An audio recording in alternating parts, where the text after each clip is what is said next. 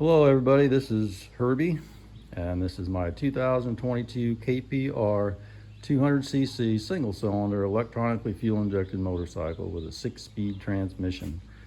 This motorcycle is manufactured by Lifan, which Lifan makes good quality products, and this is a good quality motorcycle. I've been riding bikes since I was 12 years old, and I'm almost 62, so I have a lot of experience. I like to ride and work on my own bikes, and I do all of my own maintenance, anything that needs to be done, like whether it's adding accessories or whatever. I like to do it myself, make sure it's done right. So I've had this bike now for about a month, and I've put a little over 1,000 miles on it. And I go sometimes 150 miles at a time, and I can come home at 62 years old. Whenever you come home without aches and pains from riding a bike, it's doing pretty good. So this bike is comfortable. It's got a really good seat cushion to it. Feels very comfortable. You know, for a sport bike style, most of the sport bikes have a really hard seat, and this one's really comfortable. It's got a little bit of a forward lean to it. It's not bad, but a little bit of a forward lean. I did buy some handlebar risers I will be attaching to this bike to try it out, and that'll be in the future video. I'll show that. And this bike comes stock with a 15-tooth front, 46-tooth rear sprocket, and the top speed, the way that's set up right now, is right at 80 miles per hour as indicated on the speedometer. And if you change the front sprocket, which I did, to a 16-tooth, it'll go up to 83 miles per hour. Now I've done a little bit of exhaust work and opened up the intake just a little bit. It'll help it breathe better. So it takes a little bit for these engines to break in as well. Probably around 500 to 1,000 miles before it's fully broke in, usually around 1,000 miles. And so mine is fully broke in. And I've done all of the maintenance that needs to be done. I've adjusted the valve clearance, changed the oil and filter, and lubed the chain and do all that kind of stuff to it. And I've removed the plastics on it several times during maintenance, and the plastics are all good and strong. Nothing has broke. None of the fasteners have stripped out or anything like that. So it's held together really well. And it does have an engine oil filter down here. Take those 2 bolts out and take the cover off, and there's a filter behind it. And the other side, it has a screen as well. And the instrument cluster on this thing, all I can say is wow. It's really, really a good instrument cluster. I like it. Here, I'll turn it on. You can see sorry about the glare. It's got a good large analog tachometer. And this bike will rev. It'll rev all the way. I've had it up to 11,000 RPM.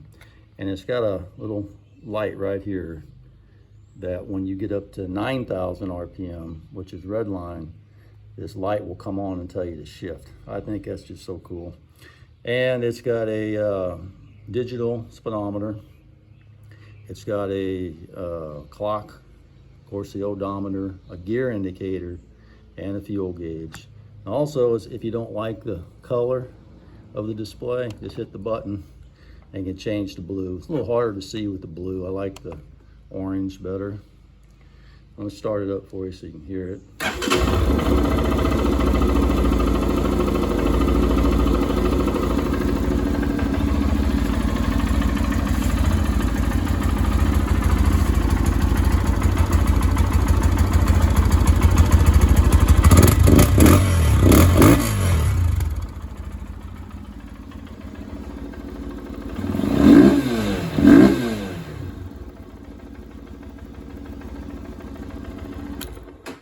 The engine is very responsive for a 200cc. I mean, it is something else.